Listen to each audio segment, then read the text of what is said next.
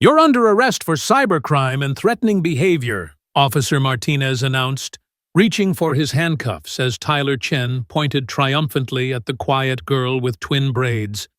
The metallic click echoed across Westfield High's front gates, where parents and students froze, phones instantly rising to capture the unfolding drama. Veronica Hayes stood perfectly still in her navy blue sweater and worn jeans, backpack hanging loosely from one shoulder. "Officer, arrest her now!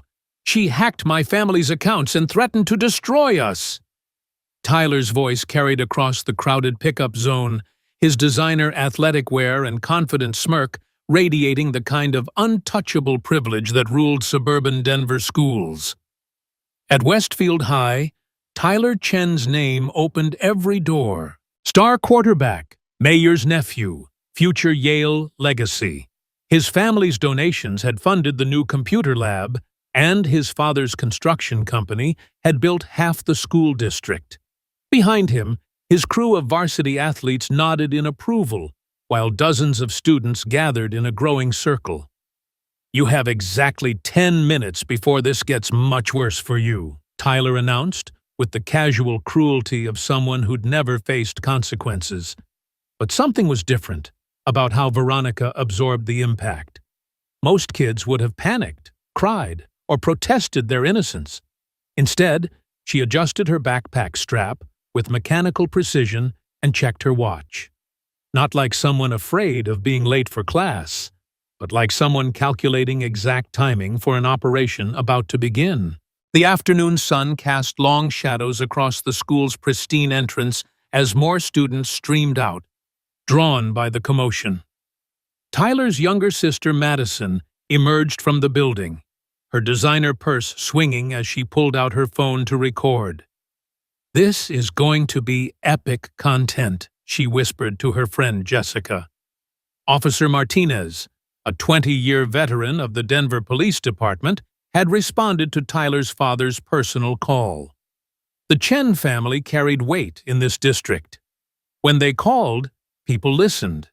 But as he approached Veronica with the handcuffs, something made him hesitate. "Before you proceed, officer," Veronica said quietly, her voice carrying an unusual steadiness for someone supposedly caught in criminal activity, "could I please see the arrest warrant?" The question hung in the air like a challenge. Tyler's confident expression flickered for just a moment. Most teenagers would have been crying or screaming by now. This girl was asking about legal procedures. "She doesn't get to make demands," Tyler snapped, stepping closer. "My family's lawyers already handled the paperwork. Dad called in a favor with Chief Rodriguez." Officer Martinez paused. In his 20 years on the force, he'd learned to recognize certain patterns. Guilty parties typically reacted with emotion, anger, fear, desperation. This girl was displaying none of those behaviors. Instead, she was methodically questioning procedure. "Actually," Veronica continued, pulling a small notebook from her pocket, "I'd also like to document the badge numbers of all officers present, the exact time of this interaction, and the specific charges being alleged." She glanced at her watch again. "It's currently 3:27 p.m. on Tuesday, October 15th. The crowd of students grew larger, forming a loose circle around the confrontation. Sarah Mitchell, a quiet junior who worked in the school library, held her phone steady as she filmed from behind a group of seniors. Something about this situation felt wrong to her, and she wanted evidence of what was really happening. Tyler's jaw tightened. This wasn't going according to script. He'd expected tears, begging, maybe some pathetic attempt to call her parents. Instead, this weird transfer student was acting like she'd done this before. "Look at this freak," Tyler announced loudly, playing to the growing audience. "Still pretending she's innocent, even with a police officer right here. You know what she did? She hacked into my family's business accounts and sent threatening messages to my dad's clients." Veronica made another note in her small book. Could you specify which business accounts were allegedly compromised and provide documentation of these supposed threatening messages? The way she said allegedly made Officer Martinez's eyebrows raise slightly. Most 16-year-olds didn't use legal terminology with that kind of precision. "She's stalling," Tyler declared, his voice rising.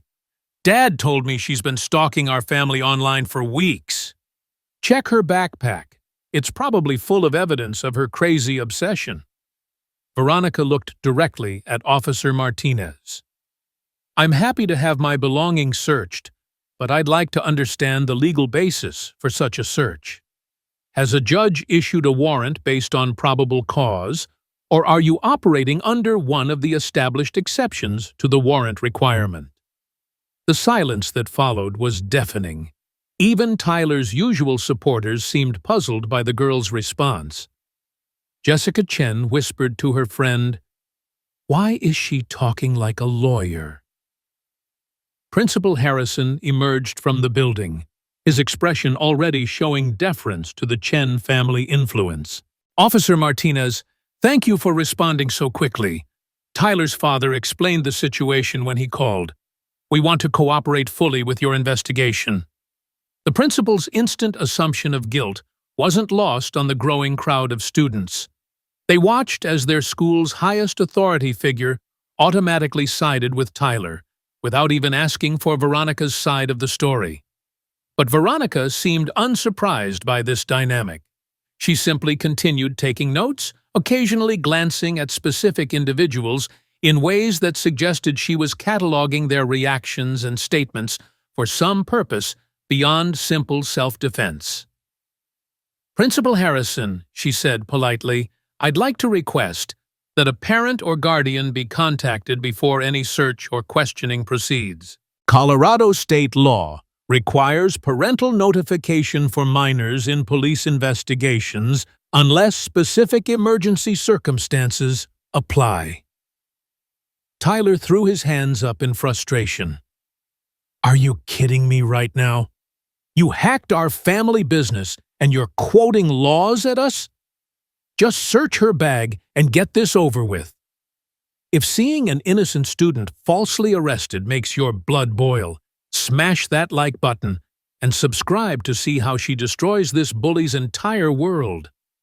The tension continued building as more parents arrived for pickup, creating an even larger audience for the unfolding drama. Mrs. Patterson, the school counselor, pushed through the crowd looking concerned. "What's happening here? Veronica, are you okay?" "Thank you for asking, Mrs. Patterson," Veronica replied calmly. "I'm currently being accused of cybercrimes without having been presented with any evidence or proper documentation. I've requested to see an arrest warrant and asked for parental notification, as is my right under both state and federal law." Mrs. Patterson looked confused. She'd been working with students for 15 years, but had never heard a teenager speak with such precise knowledge of legal procedures. Most kids could barely remember the school handbook rules, let alone state and federal law. Tyler pulled out his phone and waved it dramatically. "Here's your evidence. Screenshots of her threatening to destroy my dad's construction business. Messages sent from accounts she created using fake names." Veronica studied the phone screen Tyler held up, her expression remaining neutral. "These appear to be screenshots rather than original digital evidence. In cybercrime investigations, the chain of custody for digital evidence is crucial. Have these been verified by a digital forensics expert?" Officer Martinez was beginning to feel increasingly uncomfortable. The girl's questions were legitimate, and frankly, more sophisticated than he typically heard from actual lawyers. Tyler's evidence consisted of screenshots that could have been easily fabricated. "She's been watching our house, too," Tyler continued, his voice taking on a desperate edge. "My mom saw her riding her bike past our place 3 times last week. And she somehow knew my dad was meeting with the mayor about the new school construction project. That information isn't public." This accusation seemed to carry more weight with the adults present. Principal Harrison nodded gravely, while Officer Martinez made a note on his pad. But Veronica's response was again unexpectedly measured. "I'd like to understand how Mr. Chen determined my alleged presence near his residence constitutes surveillance rather than simply traveling through a public neighborhood. Also, could he specify how he concluded that any person he may have observed was specifically me?" The question revealed an uncomfortable truth. Tyler had been making assumptions based on seeing someone who might have looked like the transfer student. In a diverse Denver suburb, that kind of identification would be difficult to prove. "Listen to this garbage," Tyler snarled, his polished facade beginning to crack. "She's trying to lawyer her way out of being a total creep. Just search her bag and let's end this circus." But as the crowd watched, something interesting was happening. With each exchange, Tyler was becoming more agitated while Veronica remained completely composed. The contrast was beginning to shift some people's perceptions of who was really in control of the situation. Madison Chen stepped closer to her brother, filming everything for her social media accounts. "This is insane content. My followers are going to eat this up. Weird transfer student thinks she can outsmart Tyler." Veronica glanced at Madison's phone and made another note. "I'd like to document that I haven't consented to being filmed for social media distribution. Under Colorado privacy laws, there may be restrictions on posting footage of a minor without parental consent, particularly in the context of alleged criminal accusations." Madison lowered her phone slightly, suddenly uncertain. She'd never considered the legal implications of her constant content creation, especially involving other students. Coach Williams approached from the athletic building, having heard the commotion. As Tyler's football coach and someone whose program benefited significantly from Chen family donations, his allegiance was predetermined. "Tyler, what's going on here?" Coach Williams asked, though his tone suggested he was prepared to support whatever story Tyler provided. "Coach, this girl has been cyber-stalking my family. She hacked our business accounts and sent threats. Officer Martinez is going to arrest her as soon as we finish searching her stuff for evidence." Veronica looked up from her notebook. "Coach Williams, I'd like to note that no search has been authorized yet, and no arrest warrant has been presented. Currently, these remain unsubstantiated accusations without proper legal foundation." Coach Williams frowned. Something was definitely off about this situation.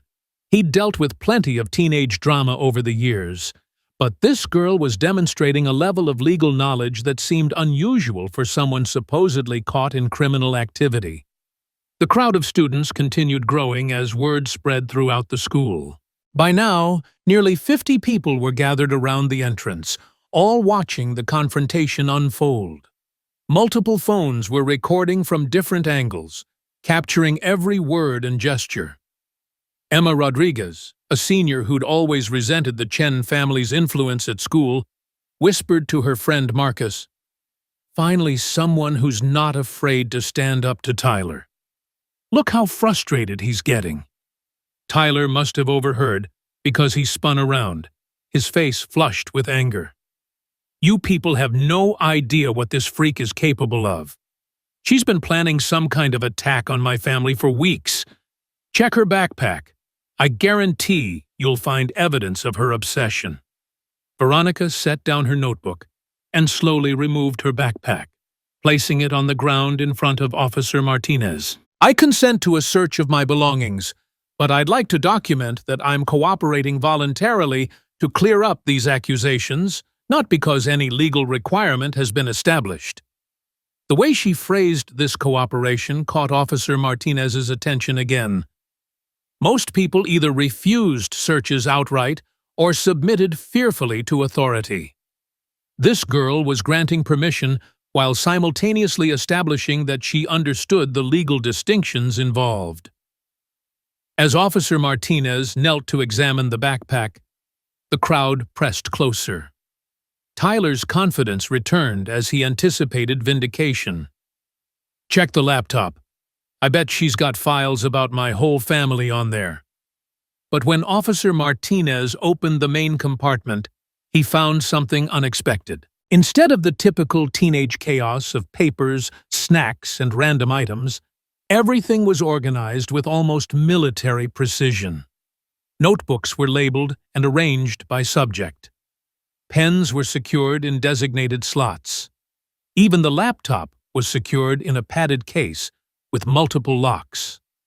"Whoa," Sarah Mitchell murmured, still filming. "That's the most organized backpack I've ever seen." More interesting was what Officer Martinez found in the side pockets. Instead of typical teenage items, there were things that seemed unusual for a high school student.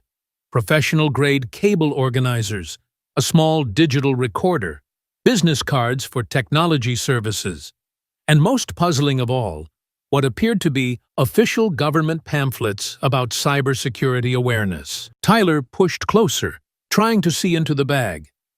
"Those are probably guides for how to hack into systems. She's been studying how to break into our accounts." But Veronica's explanation was different. "Those are educational materials about digital security and privacy rights. I've been researching cybersecurity as a potential career field." Officer Martinez held up one of the pamphlets. It was indeed educational material, but it was specifically about protecting yourself from cybercrime rather than committing it. The material suggested someone learning about defense rather than attack. Principal Harrison stepped forward, his expression still showing automatic deference to Tyler's accusations. "Officer, perhaps we should take this discussion to my office, where we can examine everything more thoroughly." But Veronica raised a polite hand.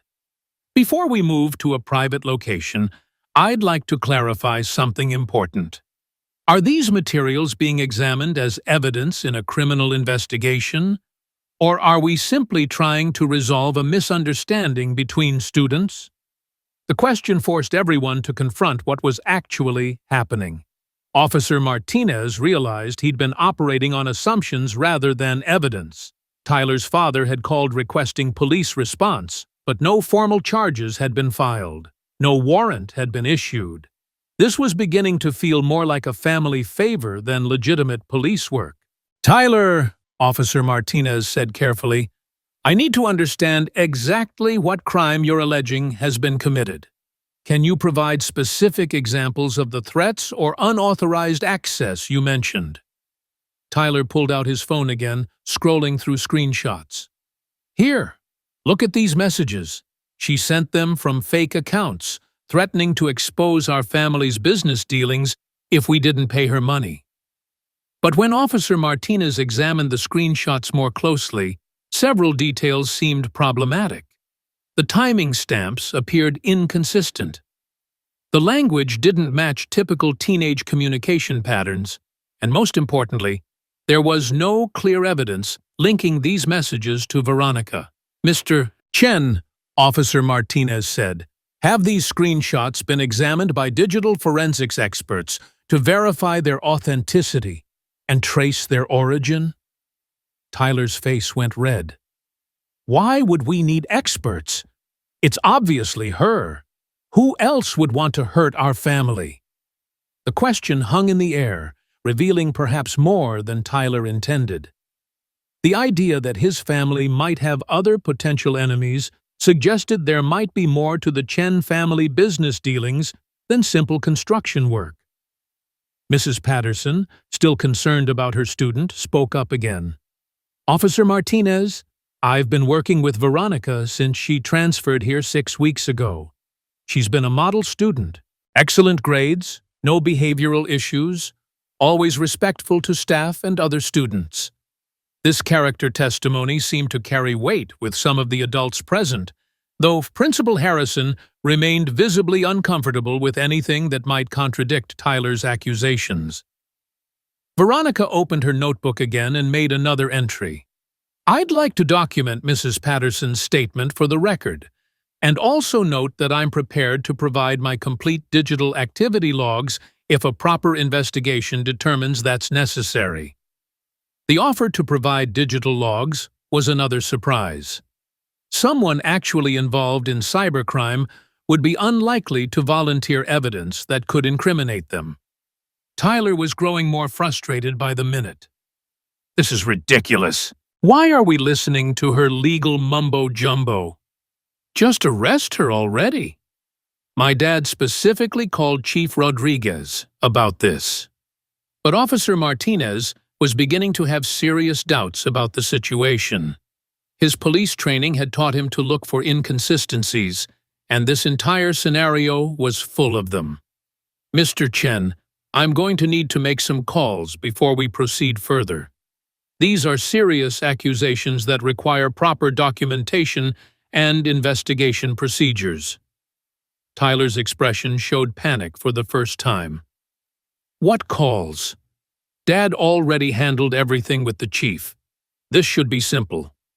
The fact that Tyler expected police work to be simple revealed his assumption that his family's influence would supersede normal procedures.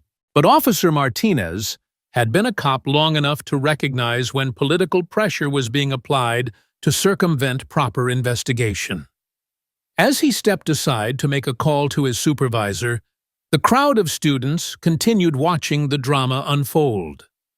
The initial assumption that the quiet transfer student was obviously guilty was beginning to shift as people observed the dramatic contrast between Tyler's emotional accusations and Veronica's calm, methodical responses. Emma Rodriguez whispered to her friend again, "Look how she's not even scared. She's taking notes like she's studying for a test." Marcus nodded, watching Veronica's precise documentation process. That's not normal teenage behavior. Either she's really weird or she knows something we don't. The conversation was interrupted when another student approached the group. Kevin Park, who worked as a teacher's aide in the computer lab, had been listening from the edge of the crowd. "Hey," Kevin said quietly to Sarah Mitchell, who was still filming. "I helped Veronica set up her computer access when she transferred here. She knew more about network security than most of our IT staff. Like, way more." This information began circulating through the crowd of students in whispered conversations. The picture of Veronica as a potential cybercriminal was becoming more complex as people shared their observations of her unusual knowledge and behavior. Meanwhile, Officer Martinez was having a tense conversation with his supervisor over the radio.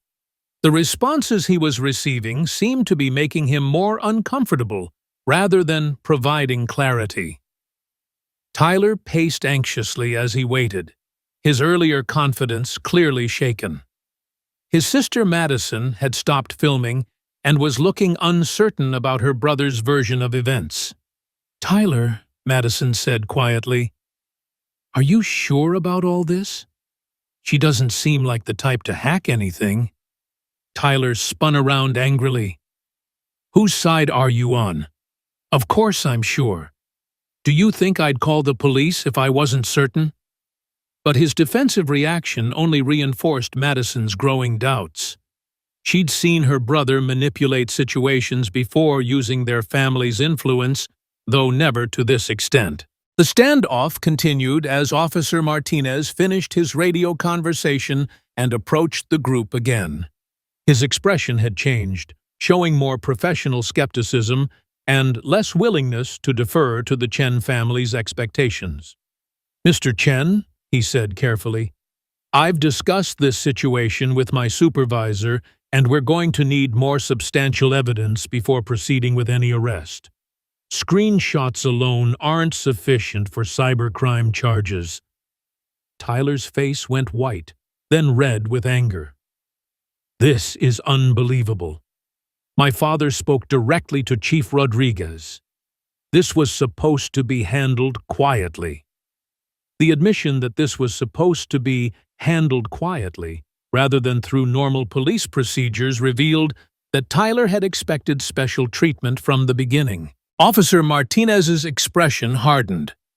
"Mr. Chen, if crimes were actually committed, they need to be investigated through proper channels, regardless of any family connections. I'm not going to arrest a minor based solely on unverified screenshots and family influence." The crowd of students erupted in whispers at this exchange. Many had suspected that the Chen family received special treatment, but hearing it discussed so openly by a police officer was unprecedented. Veronica, who had remained silent during this exchange, finally spoke up again. "Officer Martinez, I appreciate your commitment to proper procedures. I'd like to reiterate my willingness to cooperate with any legitimate investigation, and I'm prepared to provide any documentation or evidence that might help resolve these accusations." Her continued composure and professional tone was becoming increasingly impressive to the observing crowd. Whatever was really going on, this girl clearly wasn't intimidated by Tyler Chen or his family's influence. Tyler looked around desperately, realizing that his plan was falling apart. The police weren't automatically arresting Veronica. The crowd was becoming more skeptical of his accusations. Even some of his usual supporters seemed uncertain. "This is exactly what she wants," Tyler declared, his voice taking on a desperate edge. "She's trying to make me look bad in front of everyone. This whole situation is part of her plan to destroy my reputation." But this accusation backfired as well, because it suggested that Tyler was more concerned about his reputation than about actual justice for the crimes he claimed had been committed. Mrs. Patterson stepped forward again, her concern now clearly focused on the entire situation rather than just her student. "Tyler, these are very serious accusations. If Veronica really committed cyber crimes against your family, shouldn't you want a thorough investigation rather than a quick arrest?" The question highlighted another inconsistency in Tyler's behavior.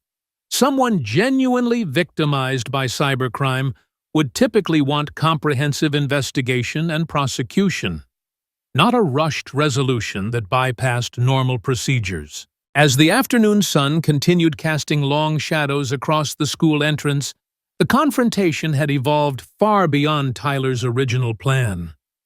What was supposed to be a simple demonstration of Chen family power had become a public examination of that power's limits. And through it all, Veronica Hayes continued taking careful notes in her small notebook, documenting every statement, reaction, and procedural deviation with the precision of someone who understood exactly how important such documentation might become. The mystery of who this transfer student really was, and why she possessed such unusual knowledge of legal and investigative procedures, was becoming more intriguing by the minute. But whatever the truth was, one thing had become clear to the watching crowd.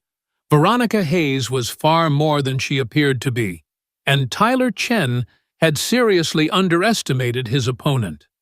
The situation was reaching a critical point when Tyler's father, Robert Chen, arrived in his black BMW, followed closely by Mayor Davidson in an official city vehicle. The power dynamic at Westfield High's entrance shifted immediately as two of the most influential men in the county stepped out of their cars. "Officer Martinez!" Robert Chen called out, his voice carrying the authority of someone accustomed to having his calls returned immediately. "I appreciate you responding to my request. Chief Rodriguez assured me this would be handled efficiently." Tyler's relief was visible as his father approached. "Dad, finally! This girl has been stalking our family and hacking our business systems. She's probably got evidence of her crimes right in that backpack." But Officer Martinez's response wasn't what the Chen family expected. "Mr. Chen, I've examined the evidence you provided, and I have concerns about proceeding without more substantial documentation. Screenshots can be easily fabricated, and we haven't established clear connections between the alleged crimes and this student." Robert Chen's expression darkened. "Officer, I've already discussed this matter with Chief Rodriguez. We're not asking for a complex investigation. The evidence is clear, and we need this threat to our family business eliminated quickly." The phrase, "threat eliminated," sent a chill through the crowd of students.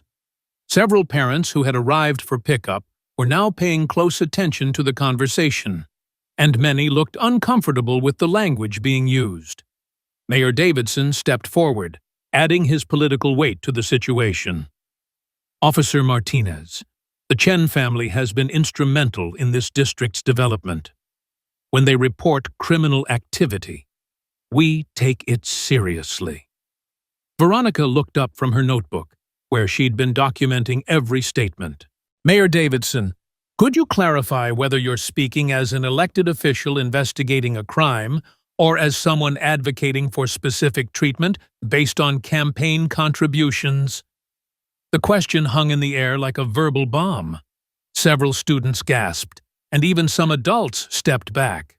Nobody talked to the mayor that way, especially not a teenage transfer student. Mayor Davidson's face flushed red. "Young lady, you're in serious trouble here. I suggest you show some respect for the adults trying to help you understand the gravity of your situation." But Veronica's response was measured and precise. "Your Honor, I respect the office you hold, which is why I'm asking for clarification about whether this interaction represents official government action or personal advocacy. The distinction is important for legal documentation purposes. What's your theory about Veronica's real identity? Drop your guesses in the comments below." The crowd was growing larger as news of the confrontation spread through social media. Students were texting friends, parents were calling neighbors, and several people were live-streaming the entire situation. Madison Chen had resumed filming, though now she seemed more interested in documenting her own family's behavior than in creating entertaining content. Tyler pulled out his phone and began scrolling through more screenshots. "Look, here's proof she's been studying our family. She knew about Dad's meeting with the school board last week. She knew about our construction timeline for the new library. This isn't coincidental information." Officer Martinez examined Tyler's phone screen, but Veronica interrupted with another question that stopped everyone cold. "Mr. Chen, how did you determine that knowledge of publicly available information constitutes evidence of cybercrime? School board meetings are open to the public, and construction timelines are typically filed with the city planning office as public records."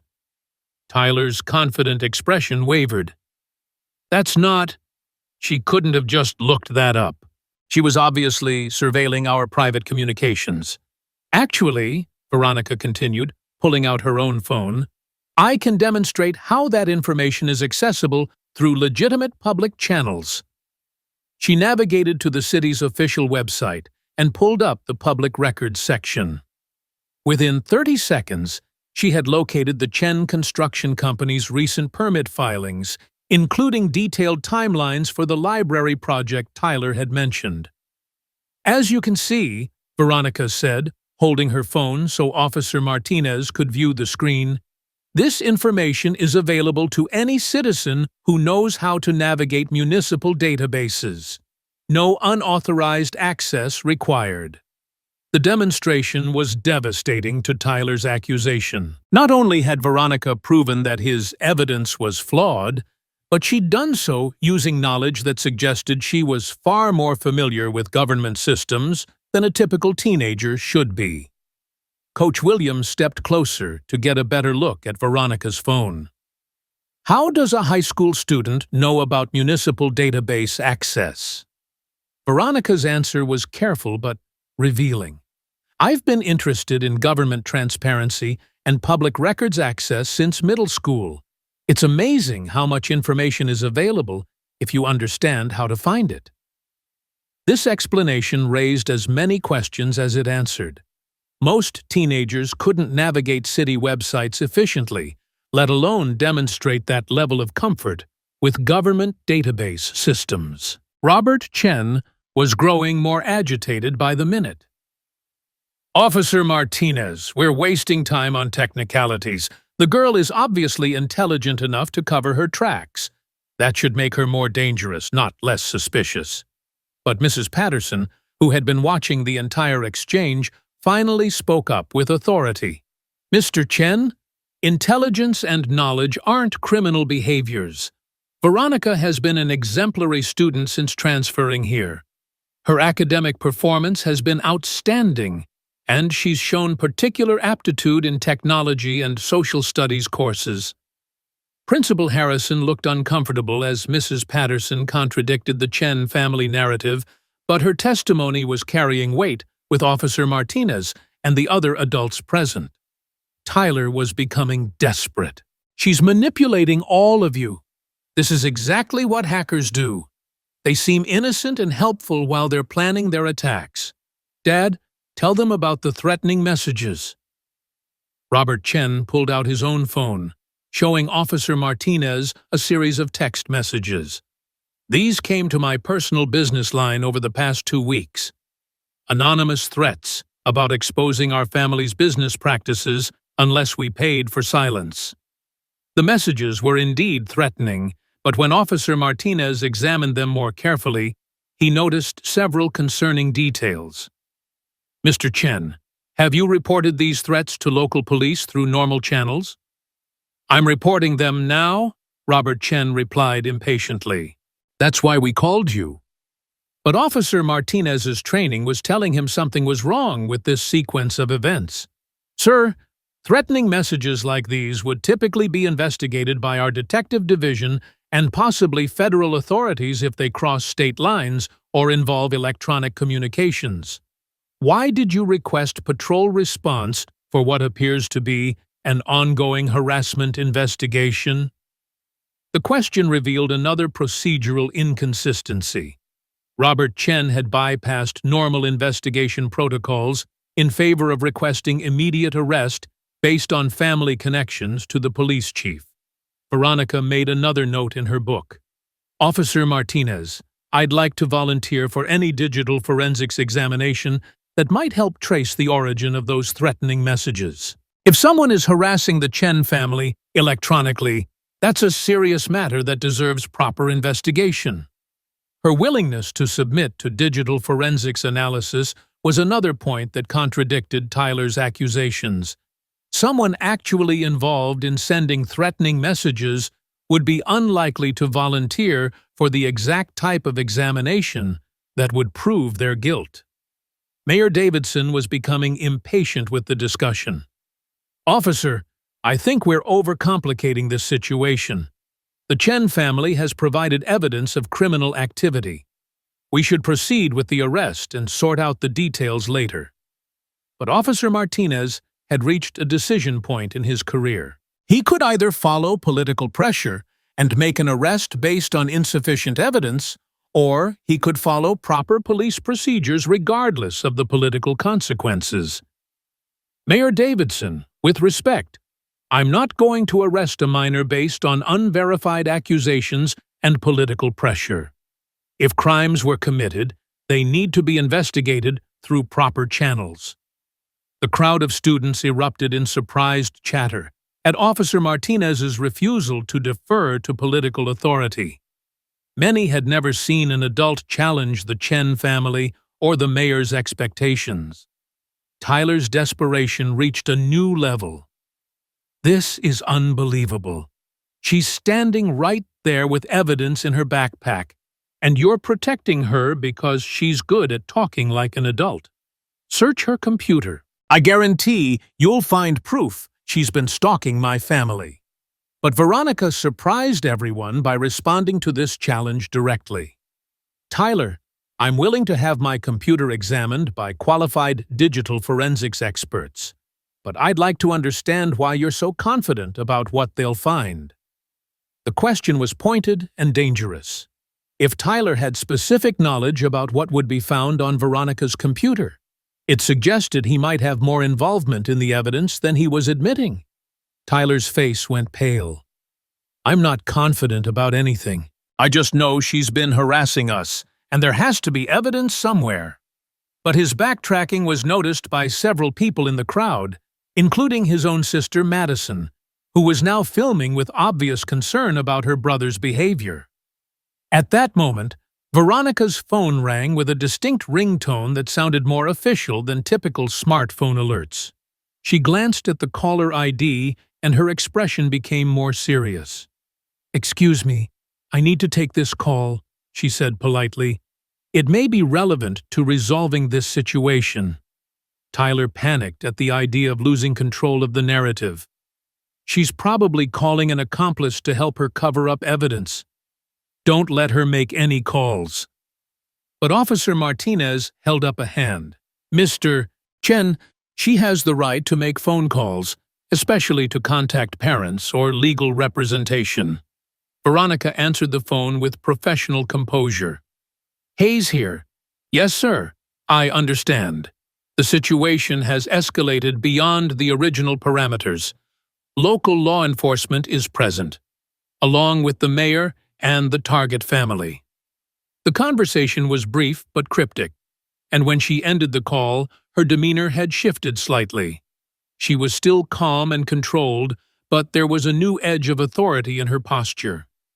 "Officer Martinez," she said, "my supervisor would like to speak with you directly. He has information that may clarify this situation significantly." Tyler laughed mockingly. "Her supervisor? What is she, like 16 years old? What supervisor does a high school student have?" But Officer Martinez was already extending his hand for Veronica's phone. Something about the professional tone of her call and her reference to parameters and targets suggested this situation was more complex than anyone had realized. The voice on the other end of the call was authoritative and clearly law enforcement. "Officer Martinez, this is Supervisory Special Agent Williams with the FBI Denver Field Office. Agent Hayes is operating under federal authority as part of an ongoing investigation into public corruption in your jurisdiction." Officer Martinez's expression changed dramatically as the federal agent continued speaking. The conversation was brief, but when he handed the phone back to Veronica, his entire approach to the situation had shifted. "Agent Hayes," Officer Martinez said, his voice now showing professional respect, "I apologize for any confusion about your status here." The word agent sent shockwaves through the crowd. Students gasped, parents stepped closer, and Tyler's confident expression collapsed into something approaching panic. Veronica reached into her backpack and withdrew a leather credential case. She opened it to reveal a federal badge and identification card that clearly identified her as a special agent with the Federal Bureau of Investigation, Cybercrime Division. "Thank you, Officer Martinez," Agent Hayes said, her voice now carrying unmistakable authority. "I'm Agent Veronica Hayes, and I've been conducting an undercover investigation into systematic corruption involving public contracts, bid manipulation, and misuse of governmental authority in this jurisdiction." The silence that followed was absolute. 50 people stood frozen as the quiet transfer student with twin braids revealed herself to be a federal law enforcement officer investigating the very family that had tried to have her arrested. Tyler's world was collapsing in real time. "This is impossible. You're just a kid. You can't be FBI." Agent Hayes looked directly at Tyler. Her calm demeanor now clearly revealed as professional composure rather than teenage nervousness. "Mr. Chen, I'm actually 24 years old. I've been working undercover in educational environments for 3 years, investigating corruption that often involves school districts, construction contracts, and local political networks." Robert Chen stepped forward, his face ashen. "This is entrapment. You can't conduct federal investigations without proper warrants and oversight." Agent Hayes smiled politely. "Mr. Chen, I can assure you that this investigation has been conducted with full legal authority and proper federal oversight. Your family's business practices, political connections, and influence over local law enforcement have been under scrutiny for 18 months. Today's investigation was powered by Secure Guard Pro, the personal security app that helps students document evidence and stay safe at school. Mayor Davidson was backing away from the group, clearly realizing that his involvement in the situation might be more problematic than he'd anticipated. Agent Hayes, I was simply responding to a constituent request for assistance with a criminal matter. Mayor Davidson, Agent Hayes replied, consulting her notebook. According to my documentation, you advocated for special treatment based on campaign contributions and threatened consequences if normal police procedures were followed. That behavior will be included in my report to federal prosecutors. The consequence cascade was beginning as each participant realized that their actions had been documented by a federal agent rather than intimidated by their usual influence tactics. Agent Hayes continued her revelation. The threatening messages that Mr. Chen showed Officer Martinez were actually sent from accounts controlled by his own family as part of an insurance fraud scheme. They planned to claim cyber terrorism damages while collecting on business interruption policies. Tyler's knees nearly buckled. That's not true, Dad. Tell them that's not true. But Robert Chen was no longer focused on protecting Tyler. He was calculating his own legal exposure and realizing that 18 months of federal surveillance had likely captured evidence of far more serious crimes than simple insurance fraud. Officer Martinez was processing the scope of what he'd almost been manipulated into doing. Agent Hayes, if I had arrested you based on the Chen family's accusations, you would have arrested a federal agent in the middle of an official investigation, Agent Hayes confirmed, which would have been a serious federal crime for everyone involved in the conspiracy to interfere with federal law enforcement operations. The crowd of students was still in shock, but several were beginning to piece together details they'd noticed over the past 6 weeks. Kevin Park spoke up from the edge of the group. That's why you knew so much about computer networks, and why you asked so many questions about school board policies and construction contracts. Agent Hayes nodded. My assignment was to document the relationships between the Chen family business, local political figures, and school district contracts.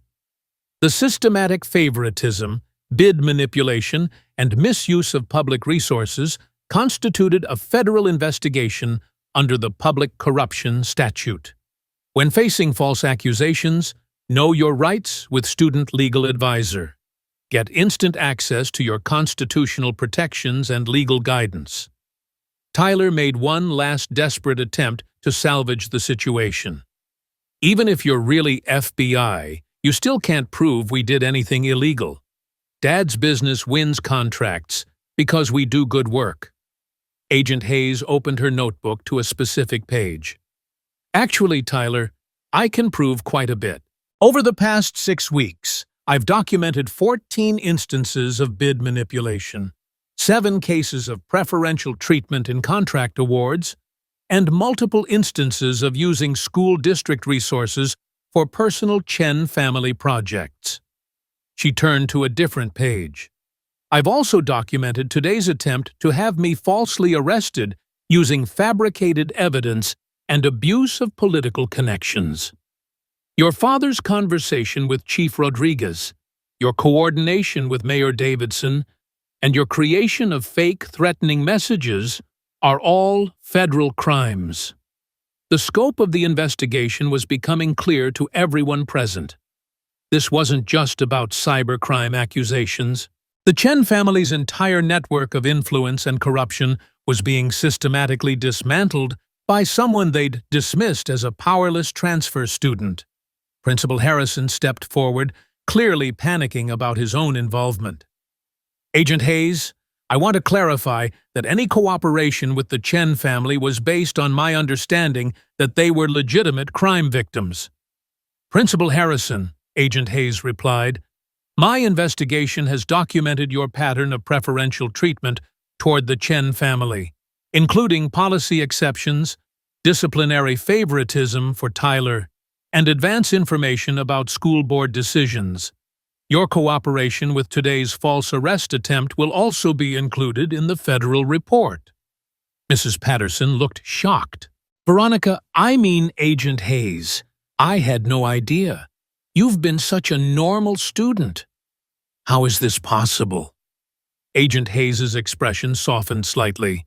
"Mrs. Patterson, you've been professional and fair throughout my time here. Your behavior today, advocating for proper procedures and student rights, actually supports the federal case about institutional integrity." The differentiation between those who had acted ethically and those who had abused their authority was becoming a central theme of the investigation's conclusion. Next week's story features another federal operation at a private academy where corruption runs even deeper. Robert Chen made a final attempt to assert his authority. "This entire investigation is illegitimate. We'll be filing federal complaints about harassment and entrapment." Agent Hayes consulted her notebook again. "Mr. Chen, you're certainly free to file any complaints you wish, but I should inform you that federal agents will be executing search warrants on your business offices, personal residence, and financial records within the next hour." The statement hit like a bombshell. Tyler grabbed his father's arm in panic. "Dad, what is she talking about? What search warrants?" "The investigation didn't end with my undercover assignment," Agent Hayes explained. "Today's events were simply the final documentation needed to complete the federal case. Your attempt to have me falsely arrested provided the conclusive evidence of corruption and abuse of authority that federal prosecutors needed."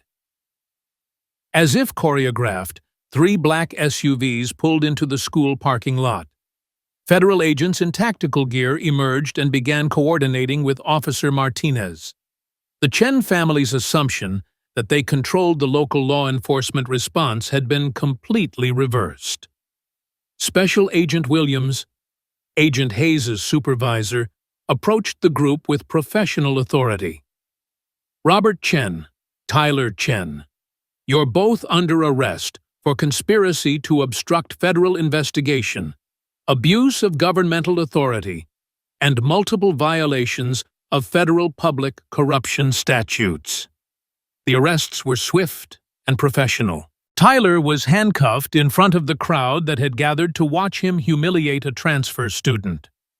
Robert Chen was handcuffed next to the BMW that had symbolized his untouchable status in the community. Mayor Davidson attempted to leave quietly, but Agent Williams called out to him.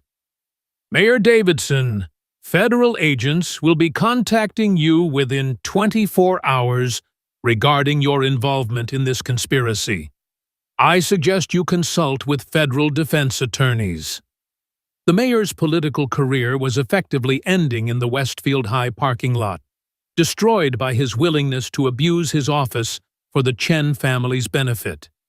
As the Chen family was loaded into federal vehicles, the crowd of students finally began to process what they had witnessed. The school's most powerful family had been completely destroyed by someone they had dismissed and underestimated. Madison Chen, who had filmed the entire confrontation, stood in shock as her world collapsed around her. "Agent Hayes, what's going to happen to our family?" Agent Hayes's expression showed professional sympathy. "Madison, you're a minor who wasn't involved in the criminal activities. You'll be placed with relatives while your father faces federal prosecution. Your mother will need to cooperate with the investigation, but she may be able to avoid criminal charges if she wasn't directly involved in the business corruption."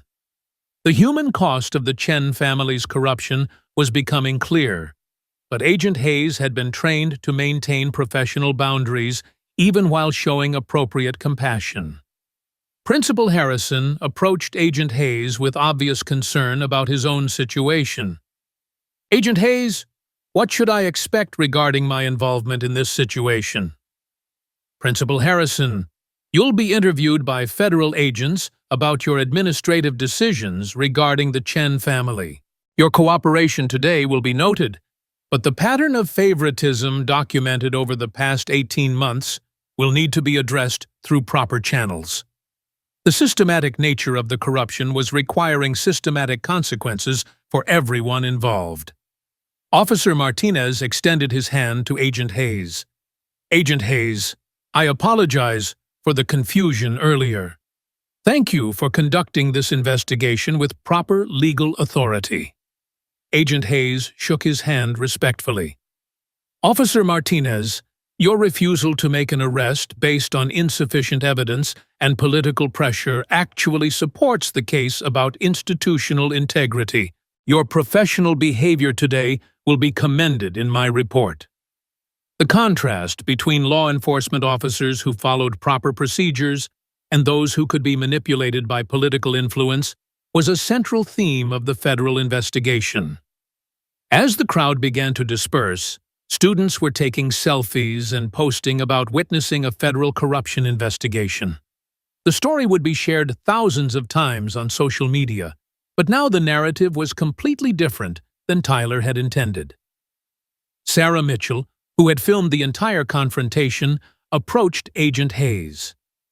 "Agent Hayes, thank you for showing us that powerful people can't just abuse their authority without consequences."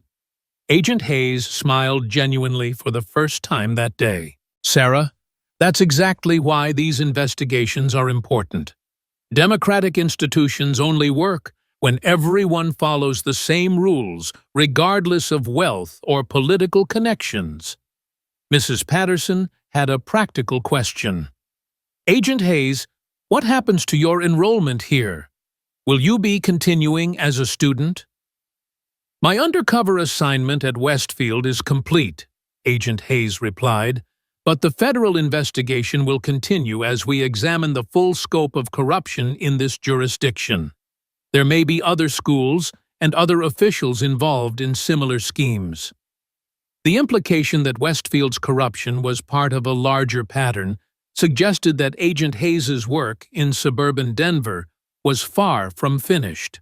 As the federal vehicles left the school parking lot with the Chen family in custody, the remaining crowd was left to process what they had witnessed. A routine afternoon at an affluent suburban high school had become the conclusion of an 18-month federal corruption investigation. Emma Rodriguez spoke for many of the students present. "I can't believe someone actually stood up to Tyler and his family. I didn't think that was possible." Marcus nodded, still filming with his phone. "This is going to change everything at this school. No more special treatment for rich families." The cultural impact of the investigation was already beginning as students realized that merit and fairness might actually be possible in their educational environment. Agent Hayes packed her notebook and prepared to leave Westfield High for the last time. As she walked toward the federal SUV waiting for her, she paused to address the crowd of students one final time.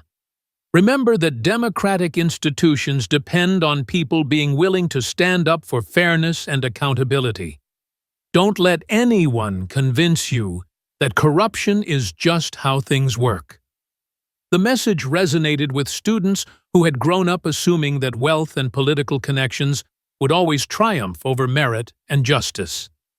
As Agent Hayes's vehicle disappeared into Denver traffic, the students began returning to their normal after-school activities, but everything had changed at Westfield High. The Chen family's empire of influence had been completely dismantled, and the school would need to learn how to operate without the corruption that had defined its culture for years.